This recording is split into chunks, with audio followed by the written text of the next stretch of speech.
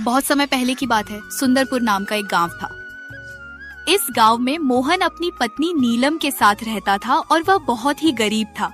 वह अपने खेत पर ही निर्भर था और उसी में जो फसल होती थी उसी से वह अपनी आजीविका को चलाता था। और मोहन अपने खेत पर काम करता था, पर उसके खेत में अच्छी फसल नहीं होती थी। अगर किसी भी प्रकार से फसल अच्छी प्रकार से हो जाती थी तो कहीं बारिश की वजह से खराब हो जाती थी और तो कहीं सूखा पड़ जाने की वजह से खराब हो जाती थी। और वह इस प्रकार अपनी किस्मत और भगवान को कोसता रहता था। और वह कोसे क्यों ना, वह अपनी पत्नी के साथ उसे खेत में बहुत ज्यादा मेहनत किया करता था। इसीलिए जब उसकी फसल अच्छी नहीं होती थी तो उसे बहुत बुरा लगता था। और एक दिन जब मोहन खेत पर जाता है तो देखता है कि वहाँ पर कोई भी किसान नहीं आया है। सिर्फ खेत पर वही काम करने के लिए सुबह सुबह चला गया है। पर वह सोचता है कि मुझे मेहनत करनी है जिससे इस साल मेरी फसल बहुत अच्छी हो जाए। फिर वह अपने खेत पर खुदाई करने लगता है और वह धीरे धीरे अपने खेत को जोत रहता है। और वह अपने खेतों में इतनी मेहनत से काम करता है कि उसे समय का कोई भी अंदाजा नहीं लगता है और उसे खेत पर काम करते करते दोपहर हो जाती है। फिर मोहन की पत्नी नीलम उसके लिए खाना लेकर आती है और फिर उसे समय का अंदाजा होता है और वह कहता है कि अरे ये क्या, मुझे तो काम करते करते दोपहर हो गई है और मेहनत से काम करने में समय का कोई अंदाजा नहीं लगता है। चलो, अब नेहा खाना लेकर आई है तो मैं खाना खा लेता हूँ और उसके बाद थोड़ी बहुत देर आराम करूंगा और फिर काम पर लग जाऊंगा। और मुझे इस बार अपने खेत में बहुत अच्छी फसल उगानी है। फिर मोहन की पत्नी मोहन से कहती है, अरे रोटी खा लो और फिर उसके बाद खेतों पर पुनः काम करना। आपको काफी भूख लगी होगी, सुबह से कुछ भी नहीं खाया है। कम से कम चाय नाश्ता करने के बाद ही खेत में आया करो। मैंने कई बार आपसे कहा है पर तुम मेरी सुनते ही कहाँ हो।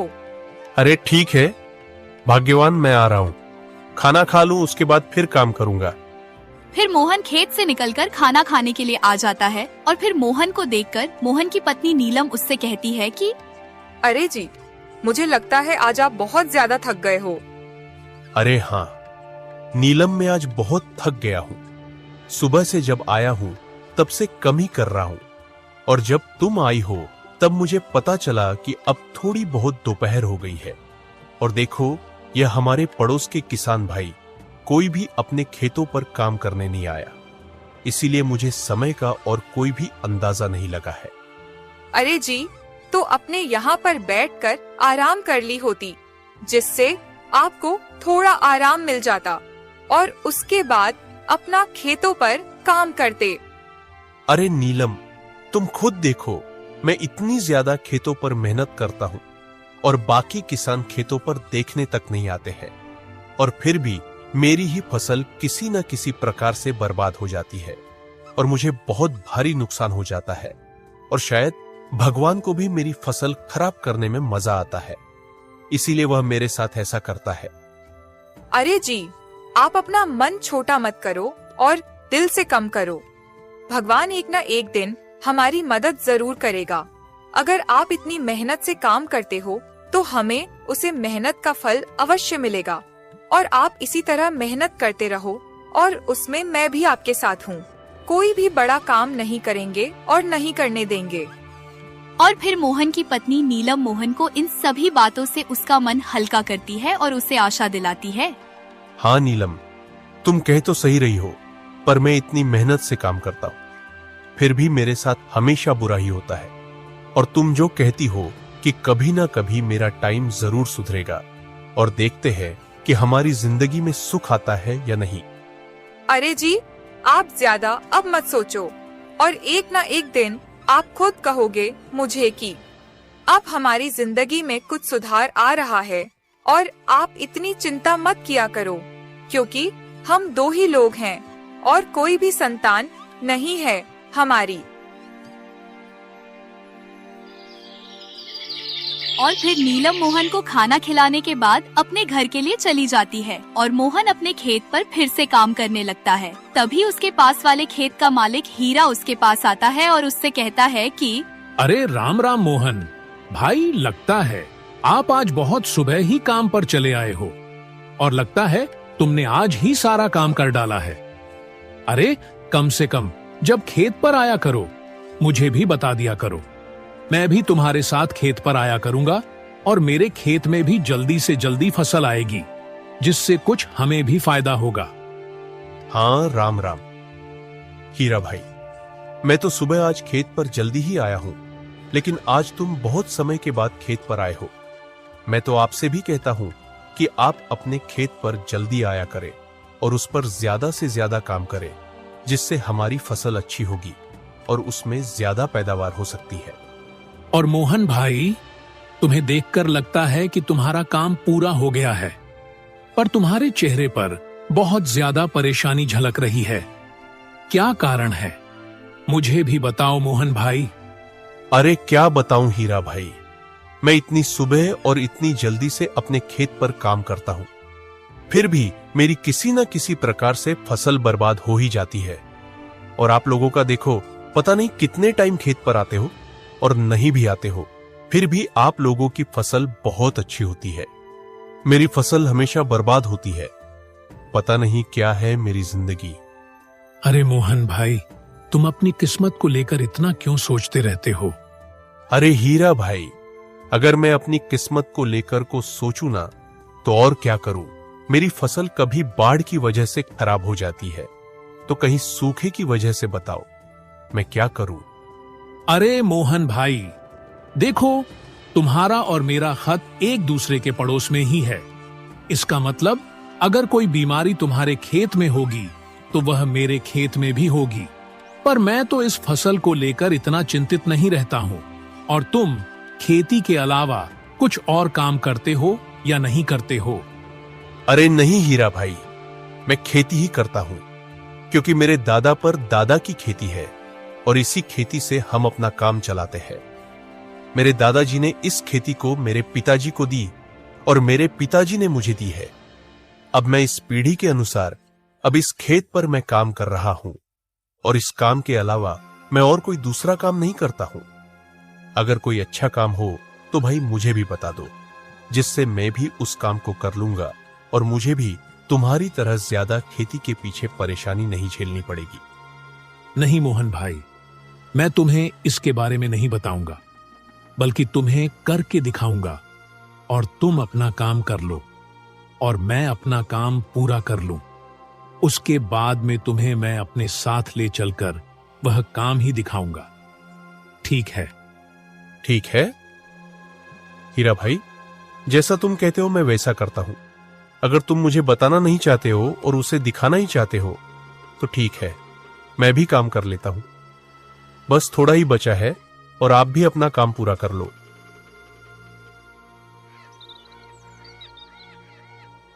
फिर हीरा और मोहन अपने अपने खेत पर काम करने लगते हैं और मोहन ने सुबह जल्दी काम शुरू किया था और वह जल्दी उठकर अपने खेत पर आया था। उसकी वजह से उसका काम जल्दी पूरा हो जाता है और वह हीरा के खेत के पास जाकर खड़ा हो जाता है और मन में कहता है कि अरे मैं हीरा भाई का काम पूरा करवा दूं, जिससे उनका काम पूरा होने के बाद भी मुझे अपने साथ ले जाकर उसे काम को दिखाएंगे जो उन्होंने मुझे बताया था।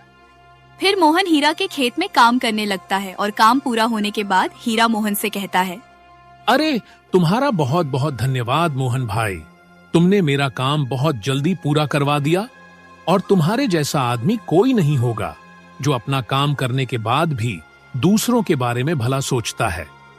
अरे हीरा भाई, कैसी बातें कर रहे हो? इसमें धन्यवाद की क्या बात है? मैं तो आपकी मदद कर रहा हूं ना। और जब आप मुझे भाई रहते हो और उसके बाद धन्यवाद भी करते हो, ये अच्छी बात नहीं है। मैं तो एक सीधा साधा आदमी हूं और आपने मुझे भाई कहा है, तो भाई का तो फर्ज बनता है एक दूसरे भाई का काम करवाने में।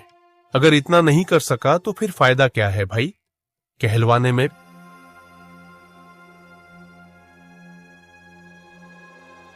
जब हीरा और मोहन हीरा के घर के पास पहुंचते हैं तो वह उससे कहता है कि देखो मोहन भाई, मैं जो तुम्हें चीज बताऊंगा या दिखाऊंगा उसके बारे में तुम किसी से कुछ भी मत कहना और चाहकर भी किसी से मत कहना, और इसके बाद तुम कभी गरीब नहीं रहोगे।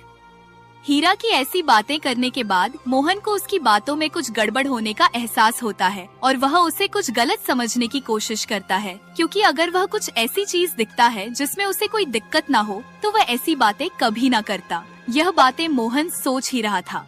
तभी हीरा मोहन से कहता है कि अरे मोहन भाई, कहाँ खो गए हो? क्या सोच रहे हो?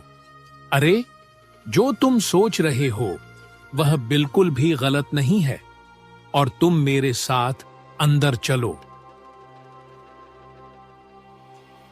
फिर मोहन और हीरा घर के अंदर जाते हैं और हीरा के घर में ऐसी व्यवस्था देखकर मोहन उससे कहता है कि अरे हीरा भाई, तुम्हारा घर बाहर से एकदम कबाड़ लगता है और ऐसा लगता है पूरा खंडहर पड़ा हो, लेकिन अंदर तो किसी बड़े बिजनेसमैन की भांति इसमें सभी सुविधाएं हैं। या कैसे हुआ और कब हुआ? अरे भाई, अभी यह तो कुछ भी नहीं है जो मैं तुम्हें दिखाऊंगा। उससे तुम्हारी आंखें फटी की फटी रह जाएंगी। और फिर हीरा मोहन को मक्के को दिखाता है और फिर मोहन उससे कहता है कि अरे हीरा भाई, ये क्या, ये तो मक्का है, इससे क्या होगा और ये हमारी किस प्रकार मदद कर सकता है? अरे मोहन भाई, तुम कितने नादान हो, तुम्हें इसके बारे में नहीं पता है। यह मक्का मैंने चीन से मंगाई है। अरे हीरा भाई, यह मक्का हमारे यहाँ की मक्का के मुकाबले काफी अलग है और ये नेचुरल नहीं लगती है कि क्या ये कोई जादू मक्का है क्या, जो इससे हम जल्दी से जल्दी अमीर हो जाएंगे? अरे हाँ मोहन भाई, यह मक्का नेचुरल नहीं है। इसे खेतों में उगाया नहीं जाता है, बल्कि फैक्ट्री में बनाया जाता है। और ऐसा ही कुछ सोचो कि यह जादुई मक्का है। देखो, इस मक्के को हम अपने यहाँ के मक्के में मिला देते हैं, तो इसमें पता नहीं चलता है कि यह मक्का कोई अलग है या नहीं, जिससे हमें डबल मुनाफा होता है। अच्छा, अब समझा। इसका मतलब यह मक्का असली नहीं है, बकिया मक्का नकली है। पर या तो गलत बात है ना। अगर हम इस मक्के को असली मक्के में मिलाकर भेजेंगे तो जो व्यक्ति इस मक्के को खाएगा वह बीमार हो जाएगा और उसकी मौत भी हो सकती है। नहीं भाई, मैं ऐसा नहीं कर सकता हूं और तुम भी इसे बेचना बंद कर दो। अरे मोहन भाई, सोच लो एक बार, क्योंकि तुम्हारे पास भी यही एक चारा है जिसके द्वारा तुम भी अमीर हो सकते हो, और तुमसे ठुकराने के बाद चले जाओगे तो बहुत ज्यादा ही पछताओगे। कोई बात नहीं हीरा भाई, मैं यह गलत काम नहीं करूंगा। मैं किसी की जान के साथ खेलकर अमीर बनना नहीं चाहता हूं। तुम्हें ही यह काम मुबारक हो। मैं चलता हूं। और फिर मोहन वहाँ से चला जाता है और एक पेंड के पास खड़ा होकर कहता है कि अरे मुझे लगा था कि हीरा भाई कुछ अच्छा काम बताएंगे जिससे मुझे कुछ पैसे मिल जाएंगे और मेरी अजीब का भी खेत से हटकर कुछ काम पर लग जाएगी। पर अब मैं अपने किस्मत को कोसूं या ना कोसूं, मेरी किस्मत मुझे हर बार धोखा देकर चली जाती है। ये भगवान, अब मैं क्या करूं? और फिर यह बातें मोहन अपने आप में कर ही रहा था, तभी वहाँ पर एक बाबा आते हैं और मोहन से कहते हैं कि अरे बेटा, क्या कर रहे हो? क्या हुआ? तुम मुझे कुछ चिंतित लग रहे हो। मुझे अपनी परेशानी बताओ। क्या पता मैं तुम्हारी परेशानी का कोई हल ढूंढ दूं। और मुझे कुछ मत छुपाना, क्योंकि मैं तो एक सन्यासी हूँ। मैं तुम्हें एक अच्छी राह बता सकता हूँ। अरे बाबा, मैं अपनी किस्मत से परेशान हूँ, क्योंकि मेरी किस्मत मेरा कभी भी साथ नहीं देती है। अरे बेटा, तुम ऐसा क्यों कह रहे हो? अगर तुम अपना काम मेहनत से करते हो तो तुम्हारी किस्मत तुम्हारा साथ अवश्य देगी। अरे नहीं बाबा, मैं मेहनत करने से कभी भी पीछे नहीं हटता हूँ। मेरी फसल कभी बाढ़ की वजह से खराब हो जाती है तो कभी सुख की वजह से भरकर बेकार हो जाती है। और इस साल मेरी फसल सही हुई है तो बाजार में इसके दाम गिरा दिए गए हैं। अब बताओ, मैं करूं तो क्या करूं बाबा? अरे बेटा, तो तुम खेती को छोड़कर कुछ कोई और काम क्यों नहीं करते हो, जिससे तुम्हें खेती पर ज्यादा निर्भर रहना नहीं पड़ेगा। और जो तुम्हारे साथ ही होंगे वह भी तो इसी तरह परेशान होंगे जिस तरह तुम परेशान हो। नहीं बाबा, वह लोग इस तरह परेशान नहीं है, क्योंकि वो लोग कोई ना कोई इलीगल काम करते हैं जिससे उनका व्यापार चल रहा है। तो बेटा, तुम भी उसी तरह का कोई धंधा करो जिससे तुम्हें भी ज्यादा पैदावार हो और मुनाफा भी हो, जिससे तुम भी अपनी किस्मत को मत कोसना। अरे लगता है बाबा आप समझ नहीं पाए हो। वे लोग चीन से मक्का मंगाते हैं और मक्का खेतों में उगाई जाने वाली मक्का नहीं होती है। उसे मक्का को फैक्ट्री में बनाया जाता है, जिससे लोगों में इसे बेचने के बाद मुनाफा तो होता है, पर उस मकई के सेवन से उनका स्वास्थ्य खराब हो जाता है और वह बीमार पड़ जाते हैं।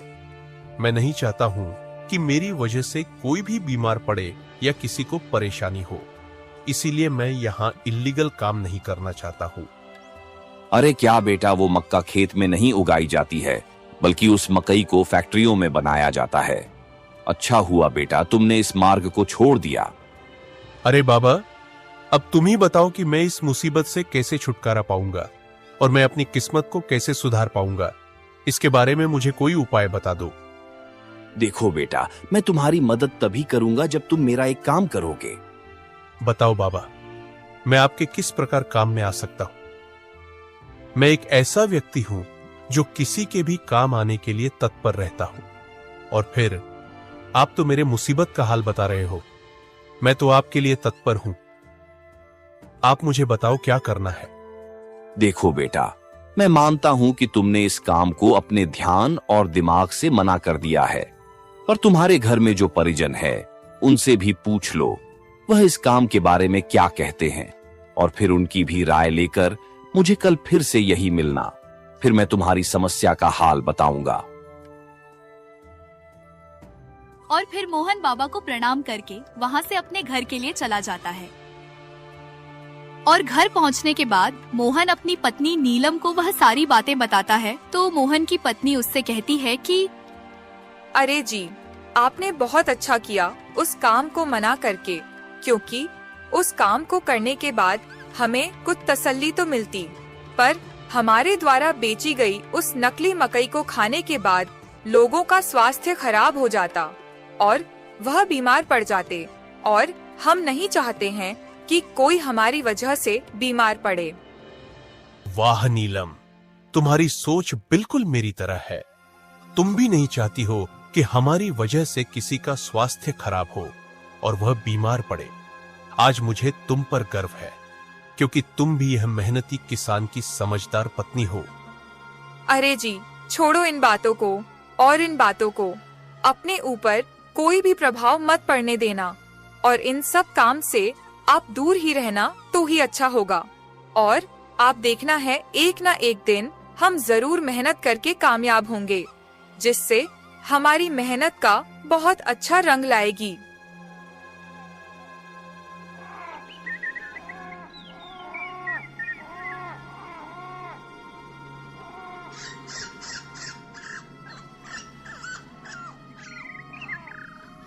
और फिर जब सुबह होती है तो मोहन वही जगह पर जाता है और कहाँ पर बाबा को नापा करवा चिंतित होता है और सोचता है कि मेरी समस्या का हल कैसे मिलेगा, क्योंकि यहाँ पर बाबा है ही नहीं। और जब यह सब मोहन सोच ही रहा था, तभी वहाँ पर बाबा प्रकट होते हैं। तो उन्हें देखने के बाद मोहन थोड़ा चौंक जाता है और फिर बाबा उनसे कहते हैं कि अरे बेटा, क्या सोच रहे हो? मैं यहीं पर हूँ, बताओ क्या कह रहे थे तुम? और तुमने अपने परिवार के सदस्यों से पूछा है कि उन्होंने तुमसे क्या कहा है? अरे बाबा, मेरी पत्नी से मैं जब पूछा तो उसने भी साफ साफ मना कर दिया, और उसने मुझे यह भी कहा है कि दोबारा उसे काम के लिए उसे व्यक्ति के पास मत जाना और उन सब का प्रभाव अपने ऊपर मत पड़ने देना। मेरी पत्नी का स्वभाव और विचार मेरे ही समान है और वह भी नहीं चाहती है कि हम कोई गलत काम करें जिससे लोगों में बीमारियां न बढ़ सके। तो ठीक है बेटा, तुम्हारी पत्नी की भी सोच तुम्हारी तरह, और तुम लोग एक दूसरे के बहुत ही पास के सोचने वाले हो। अरे बाबा, तो आप मुझे कुछ समस्या का हल बता दो जिससे इस समस्या से मैं दूर हो जाऊं। अरे बेटा, मैं तुम्हें आशीर्वाद देता हूँ जिससे तुम कभी भी असफल नहीं होंगे, और तुम जब भी लोगों की मदद करोगे मुझसे तुम्हारा ही कल्याण होगा, और तुम्हारी फसल कभी भी बर्बाद नहीं होगी, और ना ही तुम्हारी फसल बाढ़ से खराब होगी, और ना ही सुख से, और ना ही किसी कीड़े मकोड़े से। ठीक है बाबा, आप जब कह रहे हो तो ठीक ही होगा। और फिर मोहन बाबा को प्रणाम करके वहाँ से अपने घर के लिए चला जाता है। और फिर मोहन जब अपने खेतों पर काम करता है तो उसकी फसल कभी भी खराब नहीं होती है और उसकी पत्नी की प्रेरणाओं से और उसकी मेहनत से दोनों हंसी खुशी से अपना जीवन व्यतीत करने लगते हैं।